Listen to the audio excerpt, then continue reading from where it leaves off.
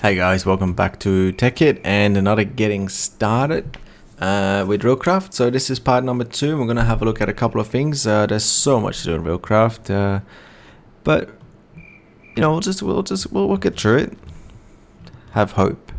So in the first episode, I showed you how to make the coke oven, which is pretty cool. And this time we're gonna make another one of those things. Another one of those structures, and this one is the blast furnace. So you make it using soul sand, nether brick, and magma cream. So it's kind of expensive. You have to go to the nether to get it. You have to kill some magma cubes and stuff. So it's kind of a pain, but it's worth it. You know, it's worth it. So let's get some of these. Now you're gonna do pretty much the exact same thing as you did with the coke oven, except for this time you want to keep, instead of one hole in the middle, you want to keep 2 holes in the middle. So that's 2, and then you close it off at the top. Oh, and if you've done it correctly, you get these little screens in the bottom on all sides. You can right click it, and that's the blast furnace. Now this thing is a little bit special. So first of all, I have cheat mode off because I just did a let's play. So I never noticed this. The whole thing has disappeared. Does that work? Yeah, still works. Cool. You can't, as far as I'm aware. Let's test that because I don't want to look like a complete idiot, which I'll probably do anyways, but you know. I still have hopes. As far as I know, you can't put normal coal in there. Nope. You have to put the coal coke in there, which I showed you last getting started how to make. Now add iron to it and it'll make steel. So it takes a little bit, not too long, not as long as a coal coke. What I would say is that it takes a lot of coal coke. So you're gonna need a lot of coke furnaces or coke ovens in order to support even one blast furnace. But the result is worth it. So you get these steel ingots. Now these things are pretty much like the refined iron in IC. And it's just better than iron in any way. So for example, minecarts. The same recipe using steel instead of iron will make you 2 minecarts instead of 1, using the same amount of iron. So it's pretty handy. I also showed you last time how to make the rebar. The same thing is here as well. So 3 steel ingots makes 8 of them. And the same thing goes with standard rail. So all these things you can make with normal iron as well. It's just that this is much more efficient. So this makes 16 of them instead of 8. So pretty cool. And the last thing that you can only make with this is the metal post. Now these things are kind of funny. I can just show you that. So on the surface they look kind of similar to other fences. It looks more like a wool to me than metal, but that's okay. The weird thing happens is when you sort of suspend them in the air like that. You put them against the wall and it's really weird. But it looks kind of cool. Like you can make really nice sort of, you know, if you want to make a sci-fi tower. See, like, this is weird.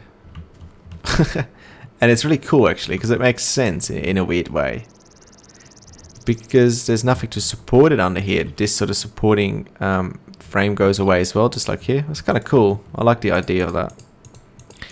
I approve. So good job, RailCraft. So as you can see, that's making steel ingots for us at a pretty rapid pace. So yeah, those are the metal posts. Now, the rest of this getting started is just going to look at some different rail types. And then in the next getting started, we'll actually get into switches and all that sort of good stuff and item loaders. But for now, I think it's important if you know the difference between all these rails, because for me the most confusing thing was, okay, so I've got these wooden rails, but what do I do with them? And I've got these normal tracks, and what is the difference, you know? So that's kind of important. Let me turn that switch off before I forget. Cool. So let's start with making the stone tie. Now you remember making the wooden tie was 3 wooden slabs and an oil. Now this time you need the rebar that you make with steel or iron and some stone slabs that make stone ties. Now with those stone ties, the same recipe as the wooden one, is 4 of them together, doesn't matter in what shape, makes the stone rail bed. And to make some high-speed rails, you can only use steel. You can't use normal iron for this. You need 3 iron, 3 blaze powder, and 3 gold. So expensive as hell, but worth it, trust me. That makes 8 of them. So let's put all those together. So we've got a stone rail bed here, our high-speed rail here, and it makes us the high-speed track. Now, I don't have any in my inventory, so I'll just take that. Now, we saw that we had the wooden one and the normal track one, and I sort of, you know, what I did was kind of very scientific, you know, I just pushed them and saw what happened. So this time I used some booster tracks, and I'll show you how to make those. And let me just start it. So now you can see definitely that the normal track is better than the wooden track, and it even goes further as well. So let's keep that in mind and push that off, shall we? Come on, come on. There we go. Now, let's see what happens when we add the high-speed track that we just made. Nothing. It's not actually any faster. It's exactly the same. Although it is a little bit different, I'll show you. So, first of all, this wooden booster track that I made here, I'll just show you how to make that. So that is just with the wooden ties, with the wooden rail bed, although it's called stone rail bed. It's the wooden one. You can see the color is different. 2 gold ingots, a redstone, and that's all. That makes you the booster tracks. Now these things work pretty much the same way as the ones in vanilla. So, you know, if they're powered, they speed it up. If they're not powered, they slow a minecart down. Now, one of the tricks, if you didn't notice, is if I put a minecart on here now, it's not going to do anything because it doesn't know which way it should push it. Whilst if you put a block there, this booster track will know that it can't go that way, so it has to go that way. And then when you power it, it'll do something. So just something if you didn't know that trick, now you do. And I'm making a massive mess here. Cool. So we saw that the difference between the high-speed rail and the normal tracks were absolutely nothing. So why would you use these then? So for that, we first need to make a high-speed booster track.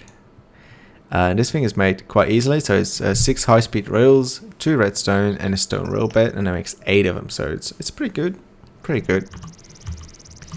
And when we do that, I'll show you how to make the crowbar. Now the crowbar is like the wrench in IC, or the screwdriver in red power. So you need some rose red from that and 3 iron bars or ingots, and it makes you a crowbar. Now the main reason I love crowbars is, yes, it can remove tracks quite easily. Well, creative it does, of course, but you can one-hit minecarts, and that is just amazing. I love that. That's the best feature ever. Cool. So we made some booster tracks, some high-speed ones. We made the crowbar. So here I've put a bunch of them behind each other, and then some normal tracks. These are not high-speed tracks. These are normal tracks. So let's see what happens. And you know, I could explain it to you, but you know, it's easy to see. But before that, notice that this is a wooden booster track. For some reason, a high-speed booster track does not work to start a minecart, which makes sense, I guess. So I had to do it with a wooden one. So let's see what happens, right? Oh, that's not what would happen.